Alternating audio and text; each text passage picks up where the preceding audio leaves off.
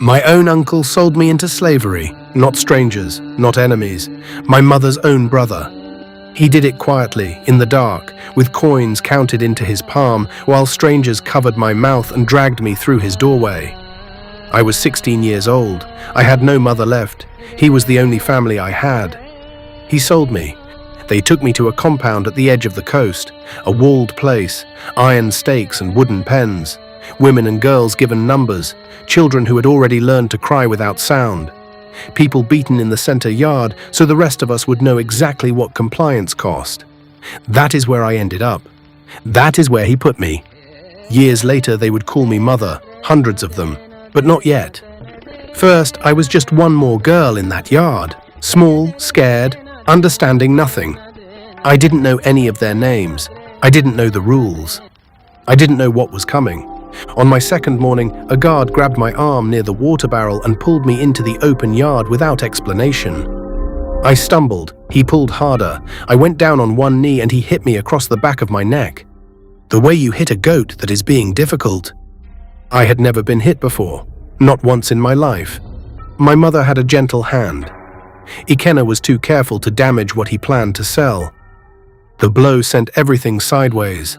I lay face down in the dirt, and the world was a noise and a smell and a taste of blood, where I had bitten my own tongue. Above me, the guard said something in Portuguese. Someone laughed. I put my palms flat on the ground and pushed myself up, and he hit me again. Same place, same hand. And I went back down. I did not cry. I don't know why I did not cry. There was no courage in it. I think I was too far past crying. Part of me was still in Ikenna's doorway, watching him count those coins in the lantern light. The girl in the dirt was someone I had not yet fully become. The guard walked away.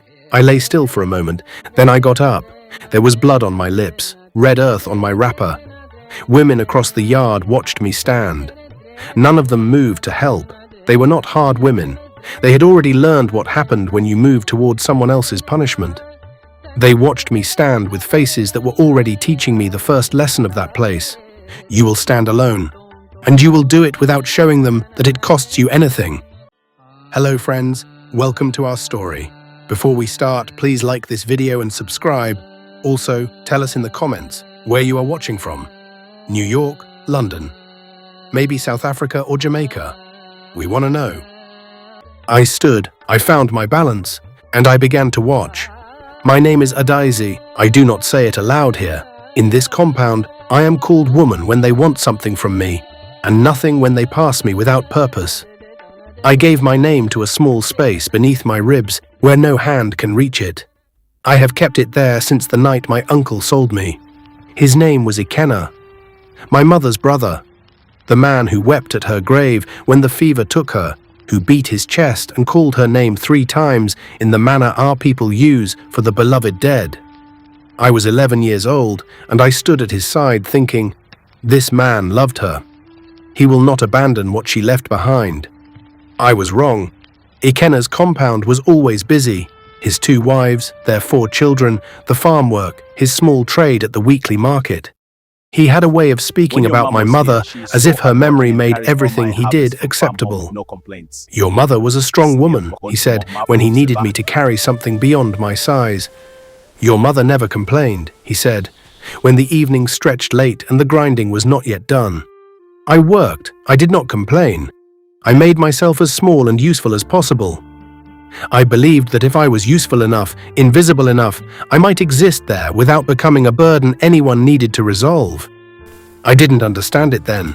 A young woman is never invisible. I was 16 when I began to notice the meetings. Men coming to sit with Ikenna in the evenings after the wives had gone inside. Not his usual friends, not the neighbors who came for palm wine and argument. Different men, some from the village, some from further toward the coast. They spoke in lowered voices. The chief's messenger arrived twice in the same season. Ikenna began watching me at meals with an expression I had not seen on his face before. Not concern, not calculation, appraisal. Like I had become a number in a ledger I was not permitted to read. I had nowhere to run. The village knew me as Ikenna's charge, his dead sister's child, kept out of obligation. an obligation he had clearly begun to reconsider. The night they took me, it was raining. I remember the rain because it was early in the dry season and rain should not have come. I lay on my mat thinking it was strange, that early rain arriving where it had no business. Then I heard Ikenna's voice at the door, and with it other voices, heavier, speaking a mixture of our tongue and the coastal trader's pidgin. I had one moment. I could have screamed. I could have run into the inner courtyard and woken the compound. I did not. Part of me still could not believe it. Part of me thought there was a mistake. That Ikenna was outside handling something, and in the morning I would still be here. 3 men entered the room instead. They moved without conversation, the way men move when a task has already been decided. They bound my wrists before I found my voice. When I finally screamed, one of them covered my mouth with a hand that smelled of iron and ground pepper. Through the open doorway, in the light of the lantern he held, I saw Ikenna watching. He was counting something into his open palm. Metal coins, small ones. I heard them even over my own muffled sound, the particular dull clink of things exchanged for things. Not enough to buy a cow. Not even close. The kind of money a man spends without looking up. That was what 16 years of a person cost him. I looked at his face. I kept looking at his face. I waited for him to look at me. I don't know what I believed that would change. I just waited.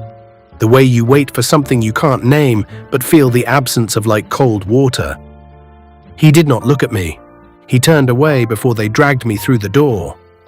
That turning away, not the binding, not the walk to the coast in the dark, not the iron smell of the holding pens or the sounds of the other captives in the first terrible night. That turning away, that is the wound that never healed. That is the knife they put in me before any of the rest of it began. Tell me, would you still call that family? The compound sat at the edge of the water. You smelled the sea before you saw it, a salt-heavy weight that clung to the back of your throat. They brought us at night, a line of perhaps 20 people bound at the wrists and walked in stumbling pairs. Most from the interior, some who could barely manage the pace. A young mother carried her infant against her chest. Her arms had been freed just enough for that one mercy. A dead infant was worth nothing in the ledgers. The compound was large, perhaps the size of a full market square, enclosed in wooden fencing reinforced with iron stakes. Women and children on the east side, men in the larger western pen. A main stone building where the European traders slept and where the record books were kept. A storage shed. A cooking area. Latrines along the northern wall. It was, in the most obscene sense, organized. That was the first thing that struck me. Not the cruelty. I had been bracing for cruelty. What I had not expected was the system, the schedule, the hierarchy, the daily rhythm. Every one of us assigned a number, a destination. Already written in a ledger we were never allowed to read. The overseer's name was Borges, a short, thick man with a scar running from his left ear to his jaw. He walked slowly, always slowly. He wanted you to count the footsteps coming toward you. Once every few days, not on a schedule, never on a schedule, which was the point, he walked through the compound and chose someone. Not for an infraction, not for any reason he ever explained. He simply stopped in front of a person and looked at them until they understood they had been selected. Then the punishment was delivered, publicly, while the compound watched. When it was over, he looked at the rest of us. He did not say anything. He did not need to. He was not always there. That was enough. He could not watch every hour. There were spaces his attention did not reach. I memorized where those spaces were. His body language when he was done with the yard. The specific way he turned when he was circling back. These were small distinctions. Everything I built was built inside those spaces. On my third day, a child of perhaps 5 years wandered too close to the fence. One of the guards, a younger one named Ferreira, grabbed him by the arm and threw him back into the compound, the way you throw back a fish that is too small. The child fell, hit his head on the packed earth, lay still. I was the first person who reached him. I did not decide to move. I was moving before the decision formed. The child was not dead, only stunned, bleeding from a cut above his ear. He focused on my face and began to cry, the silent, shaking kind, the kind that has already learned not to make noise. I sat on the ground and held him against my chest and said nothing. Ferreira watched me do this. After a moment, he walked away. I held the boy until he stopped shaking. He was too young to tell me his name. I didn't know if he even remembered it. I put him down gently and returned to the work I had been assigned. But I did not forget his face. A Daugo found me at the water barrel on the 5th evening. She was perhaps 40 years old. Her face was long and composed, the look of someone who had spent years being very quiet about what she was thinking. She handed me a gourd of water without greeting. We stood side by side at the barrel.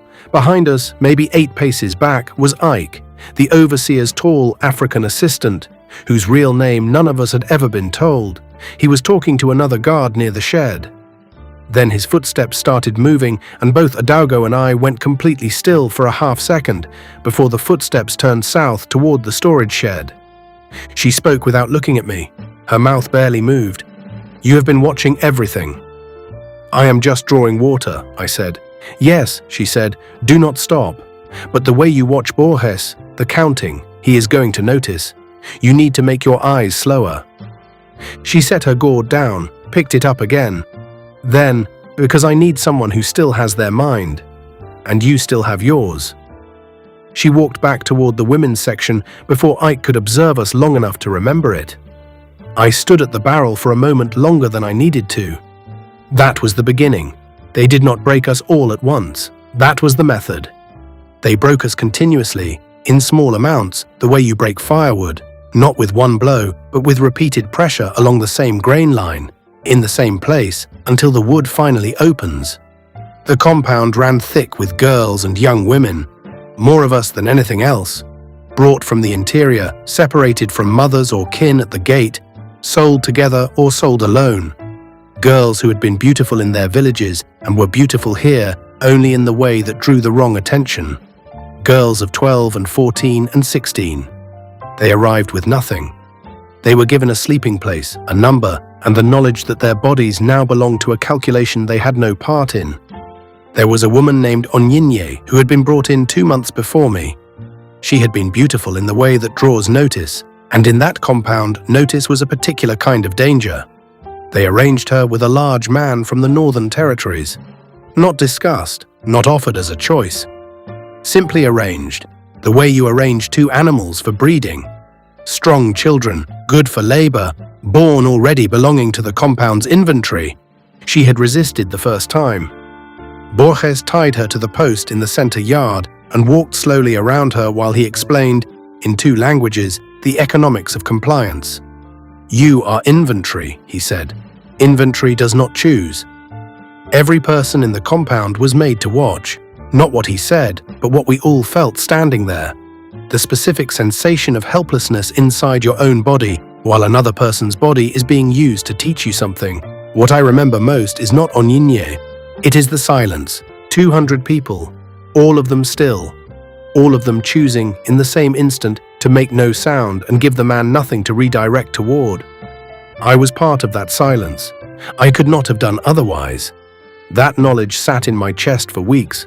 My own survival instinct had participated in what was done to her. I carried that. I still do. After that, Onyinye did not resist. I sat with what I had seen for 3 days. I forced myself to look at it.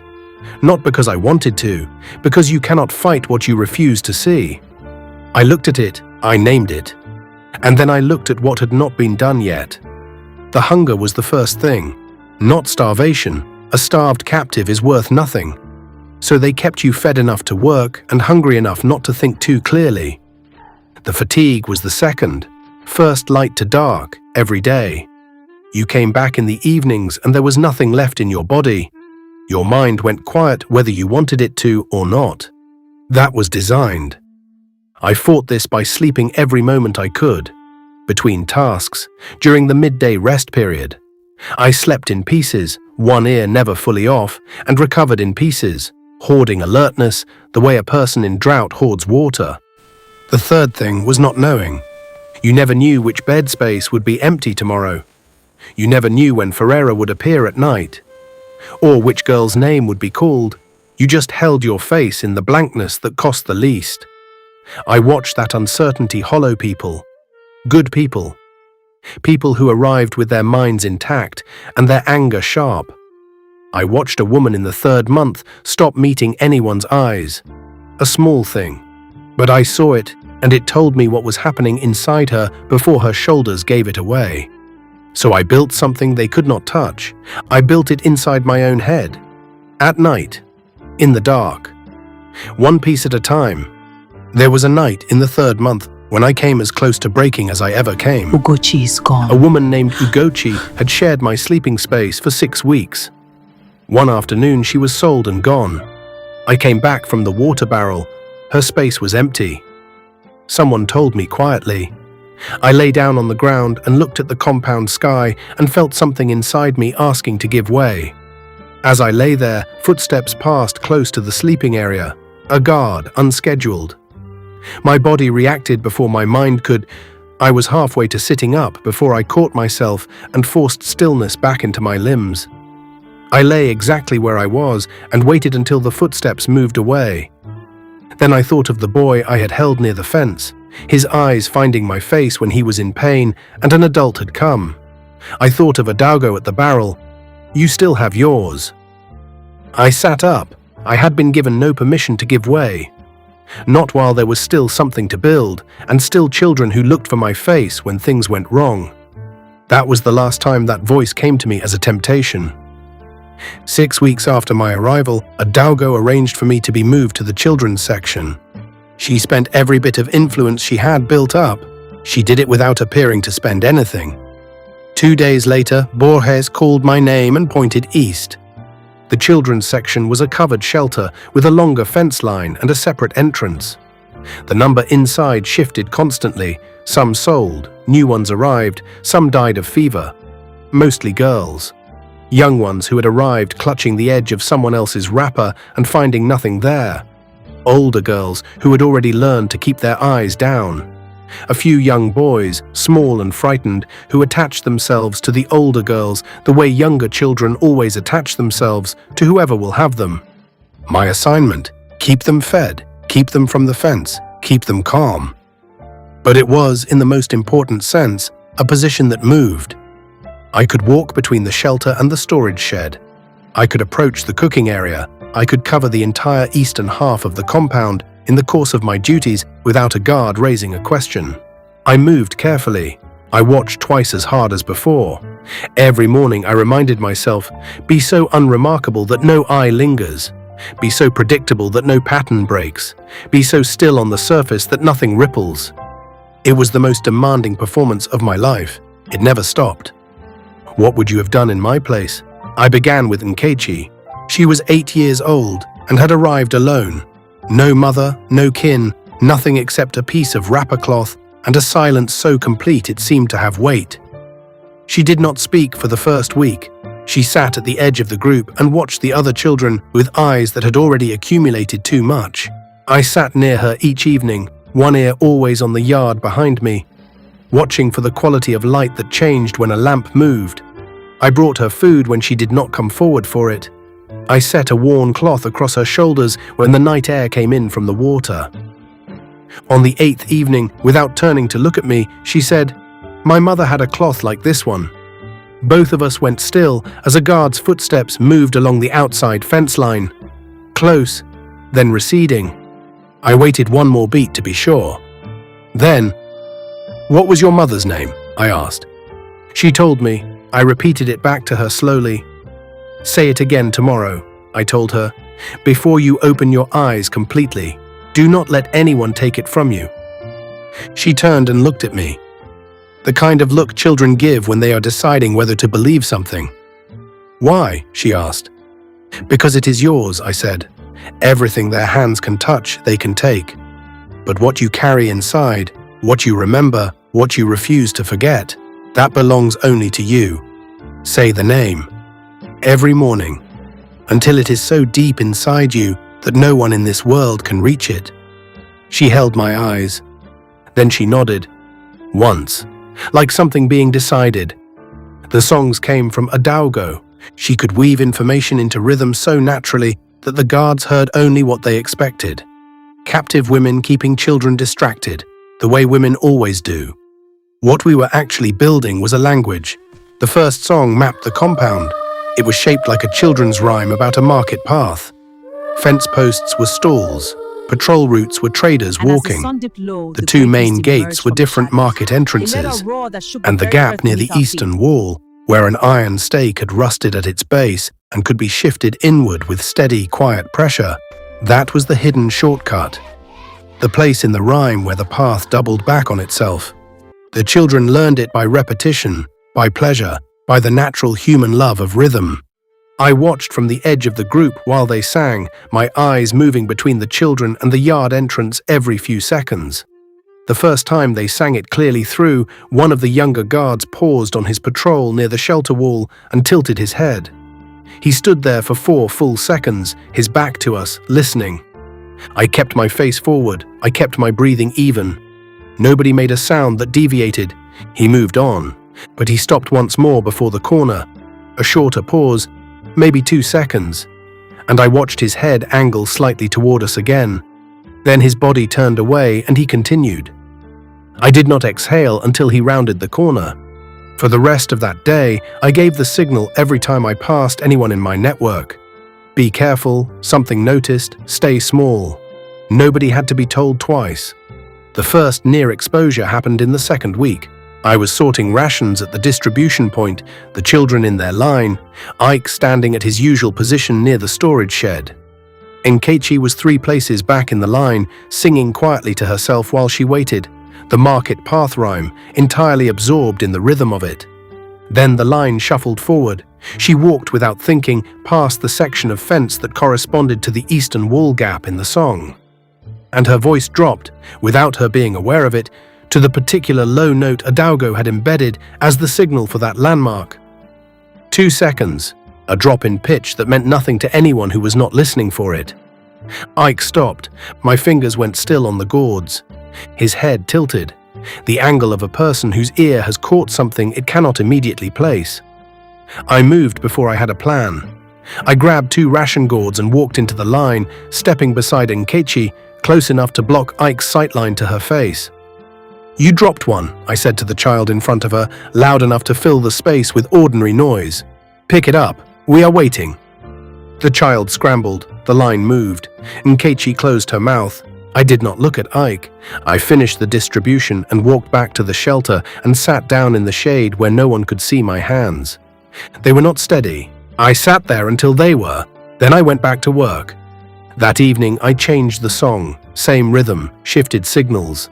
But I lay awake that night thinking about those 2 seconds. Everything we were building, balanced on what a child did with her voice while she waited for her ration. I never forgot what those 2 seconds felt like. Tobechukwu was the first teenager to understand. He was 14, large for his age, with hands that had already been put to heavy labor and a mind that worked faster than his silence suggested. One evening during the children's meal, he stepped close while pretending to adjust a crate near the shelter entrance. Ike was visible across the yard, moving in a direction that might bring him near. Tobe saw him too. Both of us shifted our angle slightly. You are teaching them something, he said. Not an accusation, a conclusion. I am teaching them a song, I said. Ike's direction changed. He was coming toward the shelter now, not away. Toby moved 1 step to the right, placing his body between Ike's angle and my face. A natural adjustment. Nothing that would register as anything. We both held completely still until Ike passed the shelter entrance without stopping and continued toward the cooking area. I looked at Tobe. He looked at me. In his eyes, the hunger of someone who has decided the world isn't finished, showing him what's possible. Come and help me carry the children's water in the morning, I said, before Borges makes his first walk across the yard. He was there. I had one. That was enough to start. The months that followed were the slowest and the most alive I have ever lived. By day, I was what Borges and Ferreira and the compound's record keeper saw. A steady, useful woman. Compliant, predictable, no incidents worth recording. By night, when the guards finished their second rotation and the deep quiet settled across the yard, I taught. I taught them to move without sound, not the shuffling silence of fear, but the deliberate quietness of bodies that had learned to own their own weight. I taught them signals that lived inside ordinary actions. I taught them to count, guard positions, patrol timing, the 2 hours on each side of deepest night when the compound was most loosely watched. There were nights when it nearly came apart. Once a knee hit the shelter wall during a movement drill, barely a sound, but sound in a shelter that was supposed to contain only sleeping children. Everyone froze. I counted 60 full seconds before anyone breathed normally. When the seconds passed and nothing came, we resumed. That, I said afterward, barely a whisper, is what you must protect against. Not the large mistakes, the small ones. 1 knee, 1 breath, 1 second. That is all it takes. They never hit the wall again. For a period, maybe 3 months, maybe 4, I began to think we might actually do this. On another night, midway through a coordination drill, a shadow moved across the gap beneath the shelter door. Someone outside, close. Tobe's hand went up instantly, the stop signal. Every person in the room became a sleeping child in the same breath. We lay still for 2 full minutes. The shadow did not return. When the drill resumed, everyone moved more carefully than before. Fear had done what instruction alone could not. I taught them to remember. Your name is not the name they are calling you. Your name is the name your mother gave you. Say it inside yourself every morning before you open your eyes. Say it when they are looking, say it when they are not looking, say it until it is so deep in you that no one can reach it without tearing something essential out with it. Some of them wept when I said this. The first kind of crying, the kind that empties pressure. I allowed it. The second kind, the kind that surrenders, I interrupted gently. We had no time for surrender. Toba Chukwu made the movement training systematic. He turned it into a set of exercises, done in silence, 10 minutes long. Building the muscle memory to move low, fast, in coordination with whoever was beside you. No words needed. Then, in the second year, I began teaching them something harder. I had been watching the guards long enough to know where they were vulnerable. A man standing alone with a lamp is slower to react than he believes. A man grabbed from behind loses his advantage immediately. A rope looped correctly around a man's arms, held by 2 people pulling in opposite directions, is something even a strong man cannot break out of in less than 30 seconds. I had been taking rope from the storage shed for weeks, small sections at a time. Nobody noticed. I taught them how to use the compound's own tools against it. The long threshing poles stored beside the cooking area, the cutting knives the women used for cassava preparation, the hose left against the eastern fence wall at the end of each working day. These things were everywhere. Nobody thought twice about women and girls moving them. They moved them all day long. I taught the older girls how to hold a pole as a crossbar at the right height in darkness, so that a running man hits it at the chest and goes down. I taught them the point on a man's throat, barely a touch, the right angle, that makes him lose his voice before he can use it. I taught them that the ears and the backs of the knees are where a large man is most suddenly small.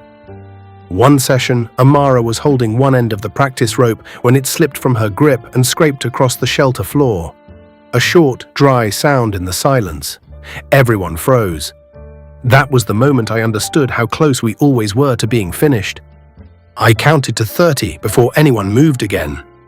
Amara's face was white with fear. I did not reprimand her. I simply said, "Again." She never lost her grip after that. I watched their faces as they learned this. Something shifted in them. Something different from the quiet dignity of memory and song. Something older, rising up from a place the compound had tried to bury. They were not learning to attack. They were learning to stop being afraid of their own hands. One night, 4 of the older girls, Obiagali, Nkechi now at 11, and 2 others named Chisholm and Amara, ran the coordinated takedown drill 3 times in a row without a sound. The 4th time, Nkechi tapped Obiagali on the shoulder at the end of it and held up 4 fingers. 4 times, without error, without sound. They looked at me. I looked at them. I did not tell them they had done well. They could feel it in their own bodies, the sensation of a thing that has crossed from something you are learning into something you simply know. That feeling was new to all of them. That was the moment I stopped thinking only about escape. But it was also the night something else happened, something I had not taught. Midway through the cool-down, without warning, Chisholm picked up one of the practice poles and drove the end of it into the shelter wall with her full weight behind it. Not a drill motion, a single violent thrust. The sound was short and hard and wrong. Every person in the shelter went still. I looked at her. Her chest was heaving, her eyes were wet. She had not planned it. 2 years of it had simply risen up in 1 second and needed somewhere to go. I said her name. Once, very quietly. She dropped the pole. Nobody spoke. I did not reprimand her. I understood exactly what it was. The discipline I had built was strong, but underneath it, in all of them, was something older, something the compound had put there and could not take back. We could fight. For 2 years, they thought they were watching us. They were teaching us exactly what we needed to know. The night inspection happened 3 months after I came to the children's section. Borges had been building toward it. I saw it in the way he paused at the shelter entrance on a Tuesday afternoon and stood there looking at the children without speaking for almost a full minute before moving on. He was looking for something. He had not yet identified what. The session had ended 8 minutes before he came. Everyone was on their mats, the younger children genuinely asleep. The night quiet. I was lying on my side with my eyes closed and my breathing deliberately slow when I heard the footsteps. Borges's walk. I knew it within 3 paces. He came through the shelter entrance with the lamp turned low. Not a search, a survey. He moved between the sleeping mats, stopped near the far wall and looked at the row of older teenagers. Emeka was lying completely still, not the rigidity of someone pretending, but the genuine looseness of someone who had practiced being calm under pressure. I prayed Borges could not tell the difference. Then Borges crouched beside Kelechi. Kelechi was 9 years old and had been crying earlier that evening, a brief, quiet grief for something I had not been able to ask about yet. He had cried against his arm and stopped and fallen asleep, but the evidence was still on his face. Even in the low lamplight, his cheeks were faintly wet.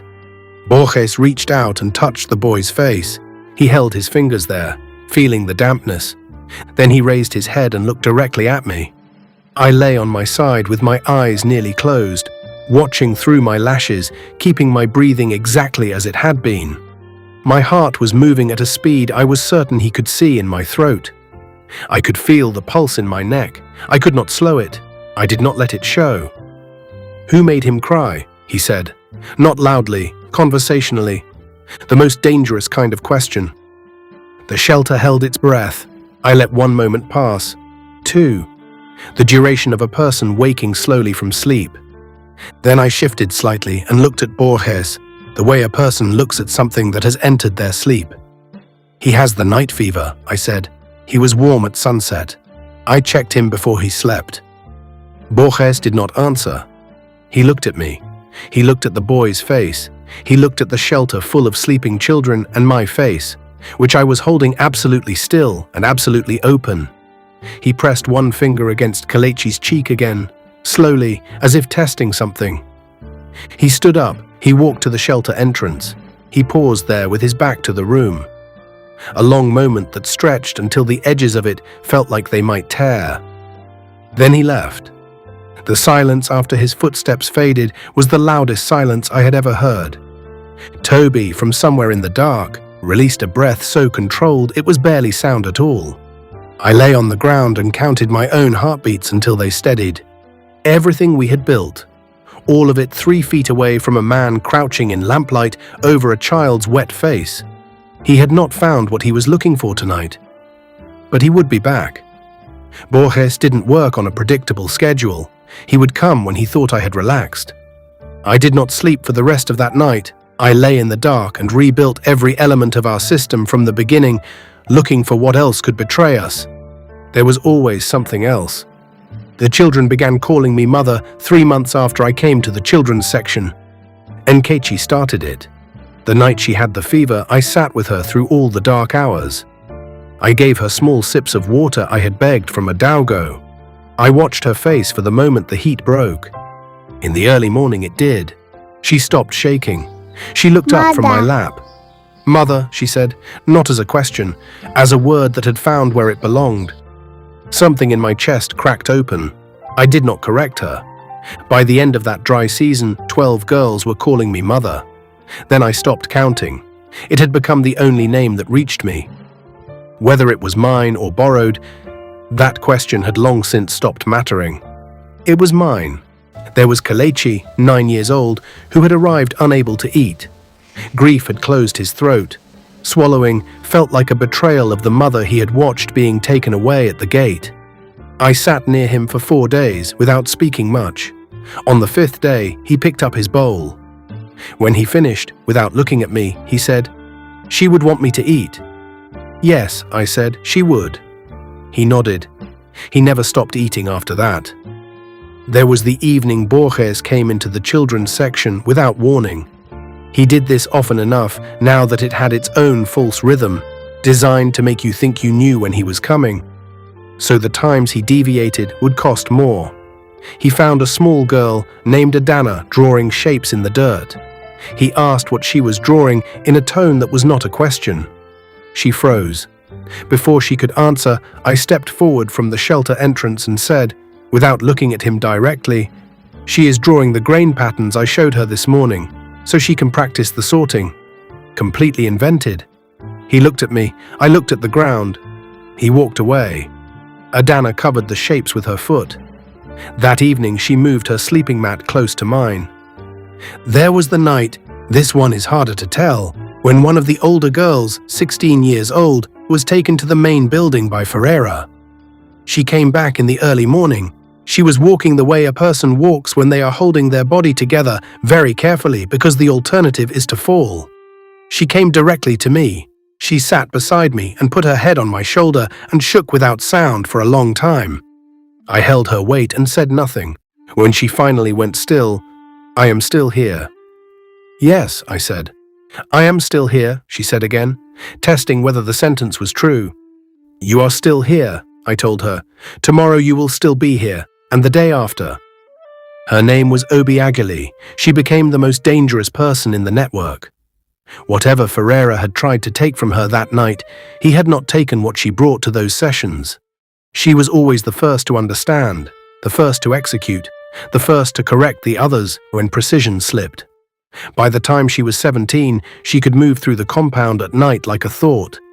Weightless, invisible, utterly certain of her own body. She was the one I chose to lead the fighting group. There was one more moment, smaller than the others, but the one that stayed with me the longest. Meal distribution. A line of children.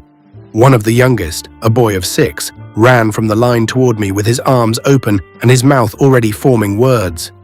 "Mother, can I have—" I stepped toward him and cut across the sentence before the second word landed. "Go back to your place. I am not finished here." My voice was flat, the voice of a woman managing too many children. He stopped, confused, slightly hurt. His lip began to tremble. 5 paces to my left, Ike paused. He had been walking past. He paused now and looked at the boy and then at me. 2 full seconds longer than ordinary passing attention. Then he continued walking. I resumed the distribution with hands I held steady by force. But I lay awake that night with the sound of that unfinished word inside me. "Mother, can I—" 2 seconds of Ike's attention. Everything we had built, balanced on what a 6-year-old boy did with his mouth. Emeka came to me the following year. He was 17, tall, broad-shouldered. The guards read him as docile. He was not docile. He was patient, which is a different thing entirely. He came to me at the water barrel, Ike crossing the yard behind him in earshot range. Emeka's voice was casual, his body angled away from mine. "Tobechukwu says you know things that matter." "Tobechukwu talks too much," I said. "He talks to the right people," Emeka said. Ike's footsteps slowed behind us. Neither of us moved. I kept drawing water. Emeka kept his body exactly where it was.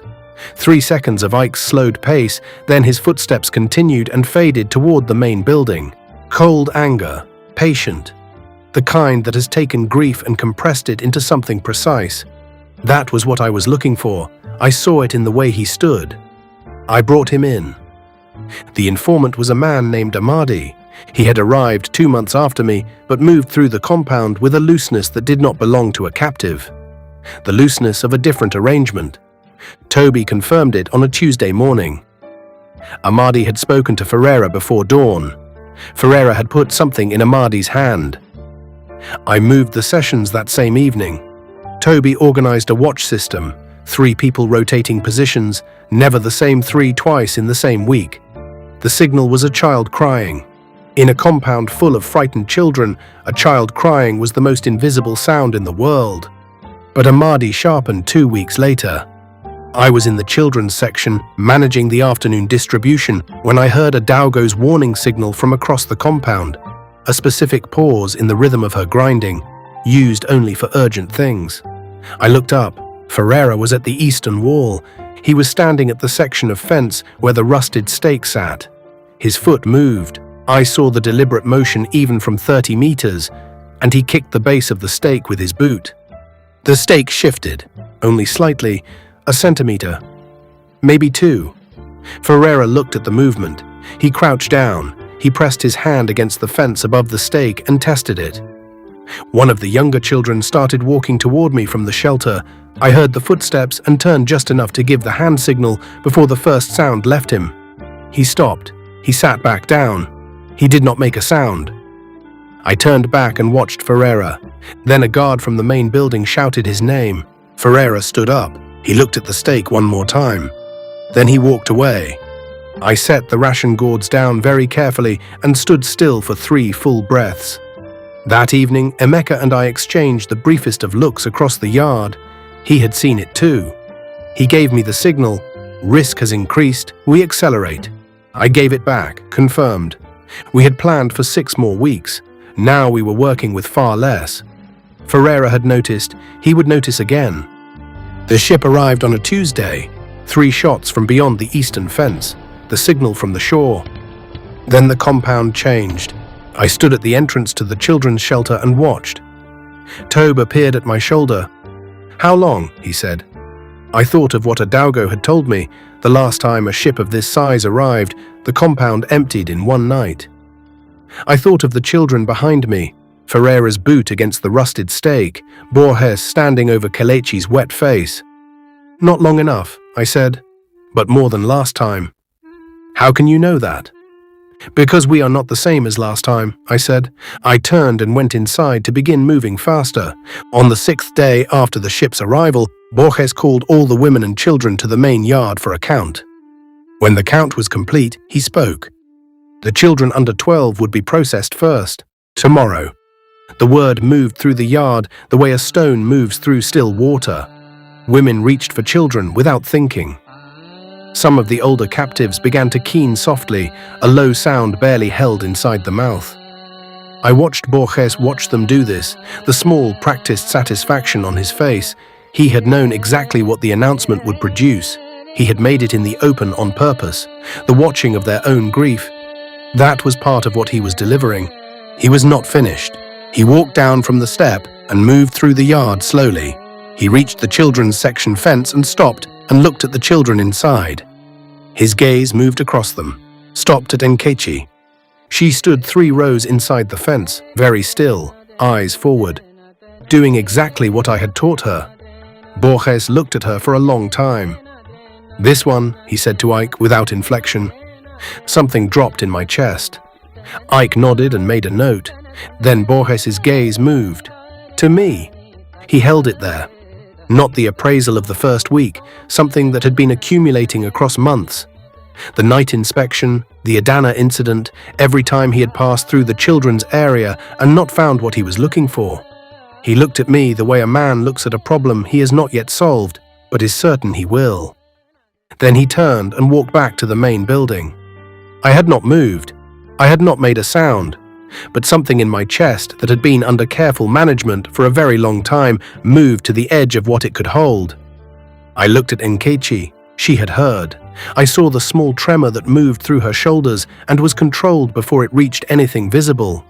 She found the hand of the small boy beside her without looking at him and held it without moving anything else. Something in me stopped asking. 2 years of waiting. Tonight it ended, and I made my decision. Not just escape, not just the gap in the fence and the dark bush and the river road. He had named my daughter. He had pointed at her and said this one. He had written her number in a ledger to be loaded on a ship. She was 11 years old. This was not anger. He would not be standing tomorrow. If it was your child, would you run or fight? That night, after the compound settled, I gathered the 9 people I needed. We sat in the darkest corner of the children's shelter. Toby, Emeka, 3 women from the western compound, 2 young men from the northern section that Toby had been preparing separately, and a Daugo. I laid it out, the eastern wall, the rusted stake, the gap in the guard rotation at the deepest hour of the night. The children first, then the women who were ready, then the fighting group. When I said the fighting group, Emeka looked at me. I held his gaze. We are not simply escaping, I said. While the children and women go through the gap, Obiageli's group takes the main gate guards. We use what we have built. By the time Borges comes out of the main building, there are no guards between him and 60 people who remember what he did to them. Silence. A Daugo placed her hand over mine on the ground. Then one of the young men from the northern section cleared his throat. A small sound, barely anything, but in that dark shelter with 9 people barely breathing, it landed like a stone dropped on a drum. Everyone went still. 40 seconds. Then the compound's ordinary sounds came back, and we knew the sound had carried nowhere. 40 seconds. That was what we were working with. 40 seconds of exposure from a sound that was nothing at all. Outside the shelter, a lamp moved. I saw the light shift beneath the door gap. Everyone saw it. We all went still again, watching the lamplight move slowly north along the fence line, then disappear. A guard on patrol. A regular pass. Nobody spoke until the footsteps had been gone for a full minute. Then, from the sleeping area behind us, one of the younger children rolled over and made a small soft sound. Not a cry, just the noise a child makes in sleep when something moves them. Every person in that circle stopped breathing. We held for 20 seconds. The child settled. The compound did not stir. "Are they ready?" Tobe said. I thought of Obiageli running the drill 4 times without a sound. Nkechi at 11 years old, moving a chain of 8 people through the compound in under a minute. Emeka's hands, which had once been uncertain and were now completely precise. Chisholm and Amara, who had practiced the rope drill until it was no longer something they did, but something they simply were. The girls who had come to this compound terrified and breakable, who had become, 1 night session at a time, something no one in that yard had ever thought to fear. "They are ready," I said. "Not perfect, but ready. We do not wait for perfection. We move with what we have built." Nobody spoke. Tomorrow we would find out what it was worth. We moved on the 3rd night after the announcement. Not the first, too expected. Not the second. Ferreira was still running an irregular patrol. By the 3rd night, the pattern had returned. I trusted patterns. I did not sleep. I lay on the ground going through every element. The signal chains, the positions, the timing, the routes. What would happen at each gate? What we would do when things went wrong. When, not if.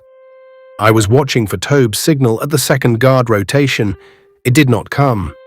2 minutes passed. Each one without the signal made the next feel longer. Then the 2 fingers on the doorframe, 2 minutes late.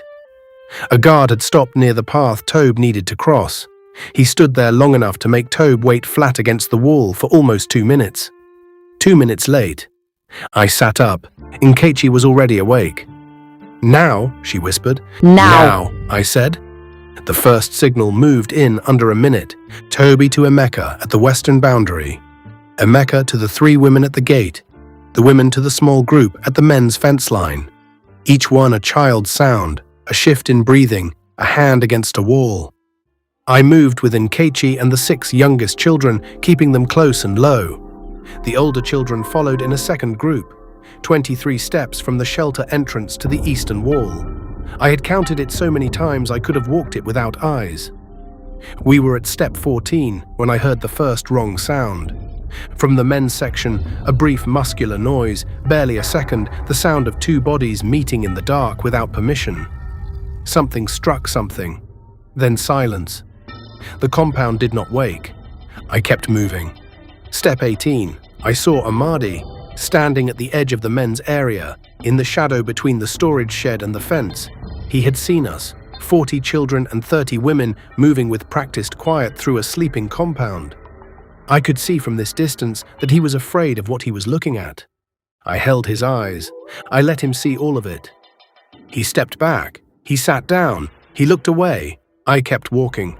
Step 23. The wall. Toby had his hands on the stake already. He pulled once. The iron moved and stopped. Pulled again. The stake shifted but did not yield.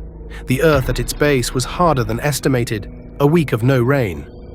Tobe pulled a third time. A fourth. Someone behind me, a child pressed against my back, made a small sound of held breath. I reached back, my hand on their shoulder. They went quiet. Fifth pull. On the sixth pull, Emeka added his weight. He had appeared from the shadows, with blood on his arm above the elbow, hadn't looked at it, gone straight to the stake. The elbow caught the fence on the effort, a brief metallic ring. Not loud, in the quiet of that yard, in that night, loud enough to hear from 20 meters. Less than a second. Nobody moved. 2 seconds of absolute stillness across the entire group. Then the stake came free. Emeka went through first, raised his hand from the other side. Before I could give the signal, one of the girls near the back of the group broke from the line and lunged forward. She had been holding herself still for 2 years, and her body had simply decided it was done waiting. My hand shot out and caught her wrapper at the shoulder. One sharp pull and she stopped. 1 second. She looked at me. I shook my head once. She exhaled and stepped back into place. The children came next. I stood at the gap and passed each child through with both hands on their shoulders. 1, 5, 12. On the 17th child, a boy of about 8, the line stopped. He was at the gap and he could not go through.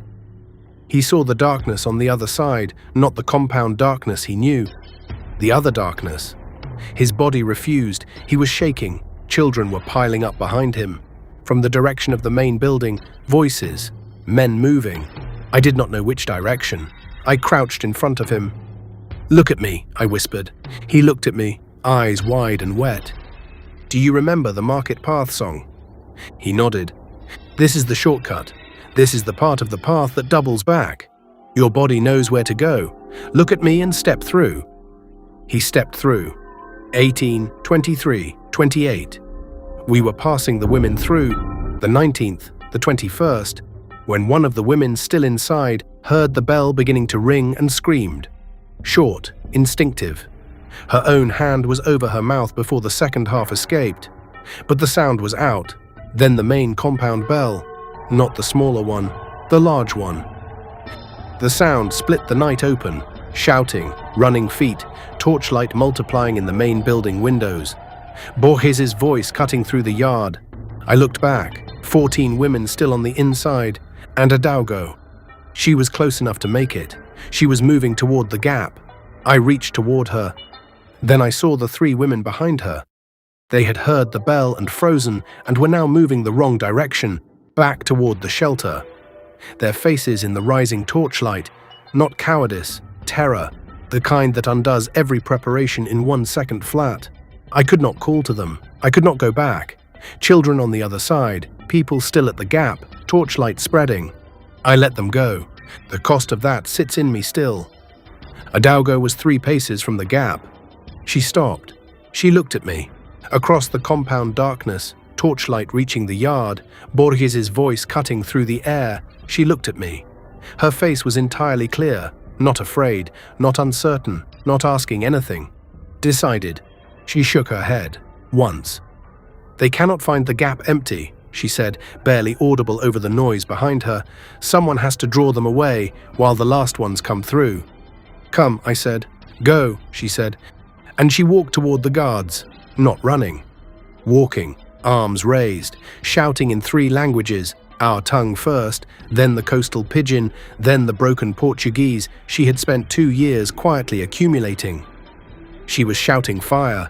She was pointing toward the women's shelter, creating, with her body and her voice, the most effective false alarm she could build from nothing. Borges turned. 2 guards turned. The lamp went south. In the 30 seconds she bought us, the last 11 women moved through the gap. I stood at the gap with my palm flat against the iron fencing. I kept it there until the last woman was through. Then I looked back one final time. Adaugo was on the ground. She had simply sat down in the compound yard, the way you sit when a long thing is finished. Borges stood over her with the lamp, his face confused. He did not yet know what had happened. He did not know that behind him, on the western side of the compound, Obiageli's group was already moving. She was not looking at him. She was looking at the eastern wall. I pressed my palm against the iron. 1 second, then Tobe's hands found my arms and pulled me through. In the bush on the other side of the wall, I assembled the fighting group. Obiageli was already there. Chisholm, Amara, 7 other women and girls, the oldest ones, the ones whose hands no longer hesitated when I put a length of rope or a pole into them. They stood in the dark bush with their tools and their silence and their 2 years of practiced fury. I had 1 minute, maybe less. I gave them their positions, no words, just the signals we had rehearsed until they were part of breathing. They moved back toward the compound fence, working south along the outside until they reached the section nearest the main gate. The bolt on that gate had been compromised, not broken, not visibly disturbed. But the threads holding it in place had been worn down to almost nothing. Careful, patient hands. Many nights. From inside the compound, Adaugo's false alarm was still pulling guards south. From outside the fence, Obiageli's hands were on the gate bolt. 1 pull, 2. The bolt came free. The gate swung open. Borges heard it. He turned from Adaugo and looked toward the gate and saw the compound fence standing open, and in the gap, 8 women and girls stepping back through the wall into the compound they had just escaped. Not fleeing. Coming back. That was the part he had not prepared for. He froze, a man whose entire authority rested on the belief that the people inside these walls were too broken to do anything except comply. He had watched this woman at a washing line and decided she was manageable. He had stood over a sleeping child's wet face and believed he was the most dangerous thing in that shelter. He was wrong about all of it. He raised his lamp and his voice at the same moment. He got neither out fully. Obiageli moved first, low and fast, exactly as she had been taught, the long threshing pole held horizontal at chest height. She was not alone. Chisholm came in from the left. Amara took the lamp before it could hit the ground. 4 women came through the gate behind them and spread across the yard in the patterns we had practiced in darkness for 8 months. Borges went down. He went down hard in the dirt of his own compound yard, in the light of his own lamp, now held by the hands of a girl he had once watched sort grain and decided was nothing. The yard was his. The lamp was his. Now she held it. He was not dead. I had not instructed them to kill him. What I had instructed them to do was hold him down in the center yard, where every captive still remaining in that compound could see him. Where Ike and the remaining guards, emerging from the building, would find their overseer pinned to the earth by the hands of women he had owned. Ike came out first. He stopped in the doorway. He looked at what was in the yard. He looked for a long time. Then he stepped back inside. He closed the door. He did not come out again. The other 2 guards who had been at the northern end of the compound came running. Tobe and Emeka and the 2 young men from the northern section were waiting for them on the path between the storage shed and the fence. 4 guards came running toward the sound of authority being dismantled. They ran directly into 8 people who had been practicing for exactly this moment. 2 guards went down. 2 turned and ran toward the main building. They locked the door from inside. In the yard, Borges lay in the dirt with Obiageli's knee on his chest. Her eyes looked down at him, not with hatred, not with pleasure, with the specific calm of someone who has been afraid for a very long time and is no longer afraid. The captives who had been sleeping on their mats inside the women's section were awake now. They stood at the fence and looked at what was happening in the yard. The 3 women who had turned back in terror, they were standing there too. I saw their faces from across the compound. One of them, a woman named Chichi, had been in the compound for 3 years. I had watched her hollowed out by uncertainty. I had watched her stop imagining a future. She walked through the unlocked gate. She walked into the center yard. She looked at Borges lying in the dirt. Then she looked at Obiageli. "What do we do now?" she said. "We burn the records," Obiageli said. She did not wait for agreement. The ledger building went first. The record books came out through the windows in armfuls. Everyone that gave us a number listed us as cargo, described our bodies and our worth and our destination. They burned in the center of the yard where Borges had delivered his lessons for 2 years. The fire was visible from the waterfront. I am told the ship offshore saw it and sent men to shore. They found the compound gate open, the guards locked inside the main building, and the yard full of people they had never expected to see, standing in the firelight looking out toward the sea. By then we were already long gone. We ran. The smell of burning reached us in the bush. Paper and ink and 2 years of records carried on the wind from the compound behind us. Toby at the front, Emeka at the rear, children between the adults. A current through the dark bush, fast and disciplined. Every footfall where it needed to be. Their bodies had rehearsed this until it was instinct. Partway through the running, a child stumbled and went down. Her knee hit a root, and she made a sound and went flat. I stopped. I pulled her up. 5 seconds. She ran. I ran. Behind us, the compound sound was changing, not the sound of authority restoring itself, something different. The sound of a place that had believed in its own permanence discovering it was not permanent at all. Some of those who remained inside heard what happened in that yard. Some of them sat up on their mats and understood, for the first time, what had always been beneath the surface of the thing that controlled them. We ran until the sound was gone. We stopped when the sky began to turn grey at its eastern edge. Toby had kept count throughout the entire run. He gave me the number when we pressed into tree cover at the riverbank. 61. 31 children, 18 women, 12 young men. 61. I sat down on the ground at the river's edge. Nkechi sat beside me instantly. She pressed herself against my side, the specific weight of a child who has decided you are the safest fixed point in her world. I put my arm around her and looked at the water. The others found places in the bush around us. The smaller children slept almost immediately. Some of the women sat in pairs and held each other in silence. Tobe crouched in front of me. 61, he said again. He was saying it twice on purpose. I had taught him that. When numbers matter, say them twice. Make them real. I know, I said. She chose it, he said. She knew what she was doing. She decided. I did not answer. I kept looking at the river. Grief does not always come at once. It waited until my legs stopped moving. Then it arrived. Not a wave. Just weight. The weight of a woman who had sat down on the ground so that the rest of us could come back in fighting. I sat at the river and I held Nkechi and I let the weight be what it was. 3 weeks after we reached the inland community, a man arrived from the coast. It was a village of settled free people. Their elders had been sheltering escaped captives for years along the river road. He carried scattered news. He spoke it plainly to anyone who asked. One of the things he said was this: a slave compound on the coast had been found abandoned. The guards locked inside the main building, the ledger house burned, the records gone. The overseer, a man named Borges, had been found in the center yard by the men from the ship, his authority stripped from him in front of every captive who remained inside. The traders who had been due to process a shipment the following morning found nothing to process. The compound had the feeling of a place that would not be used again in the same way. The men who ran it were arguing about what had happened, and no one had an account that made sense. A woman, some of them said, a woman who had been there for 2 years and who everyone had thought was nothing. I was sorting cassava when Toby brought me this information. I kept sorting.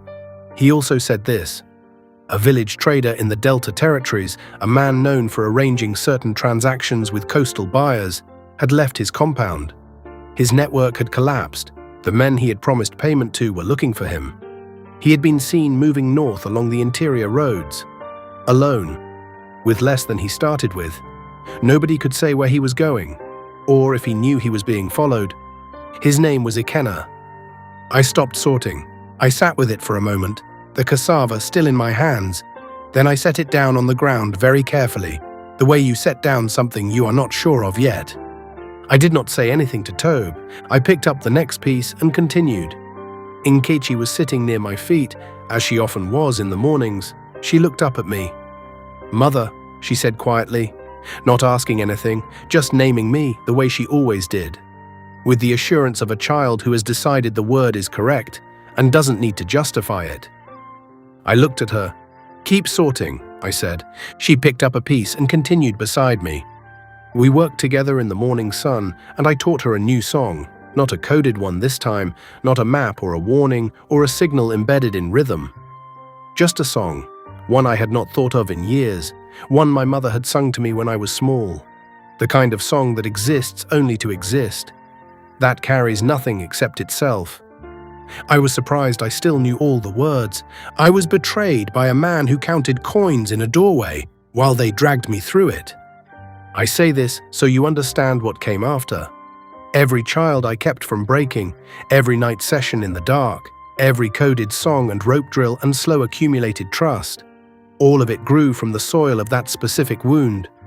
They built their compound on the belief that what they took from us could not be reconstructed, that a woman sold by her own blood would never become anything beyond what they had reduced her to, that the girls brought into captivity would know only captivity, because it was all they had ever been given to know. They were wrong. I am not the woman who arrived at those iron gates. That woman, the girl really, she lay in the dirt on her second morning and got back up without understanding why. She doesn't exist in the same form anymore. She was changed by what happened. Changed and then changed again and again by everything that came after. But I am here. Nkechi is here. Obi Agali is here, and Chisholm and Amara and Toby and Amika with his healed arm. 31 children who ran through dark bush before dawn. Their bodies knew the way. They had been rehearsing it in songs for months. We got out, most of us. Adaugo is not here. She is in a compound yard on the coast, in whatever form a woman takes when she has decided the thing she helped build matters more than her own escape. She is in the particular piece of someone who chose the moment of her own spending and spent well. I must believe this. I cannot do anything useful without believing it. I carry her. I don't know any other way to keep her alive. There is no other form of loyalty still available to me, so I carry her. I say her name inside myself every morning before I open my eyes, the way I taught the children to say their own names. I do not let anyone take it from me, and every night when the children sleep on their mats and the fire burns low and Nkechi's breathing settles into the deep rhythm of something that feels almost like peace, I sit at the edge of the firelight and I count. Not guard rotations, not the days until a ship, not the distance between me and the man who turned away from a doorway with coins in his hand. I count them, every one. The ones who came through the gap and the ones who did not. The ones I reached in time and the ones I could not reach. The 3 who turned back in the dark. I have not been able to stop seeing their faces. I do not condemn them. Fear is not a moral failure. Fear is what happened to all of us in that place. I hope they found their way out another time. I hope there was another time. 61. Plus the woman who sat down on the ground and looked at a wall and taught me what the word ready actually means. 62. I count them until my eyes close, and then I sleep. Somewhere on the coast, there is a gate that has stood open since the night we left. No guard at the post, no lock. The ground inside still dark, where the ledgers burned. I have been told the grass has not grown back in that spot. And somewhere north of there, a man is still walking. I know the direction. I saved 61. I have not yet decided if that is enough. I saved 61, but somewhere north of us, the man who sold me is still breathing.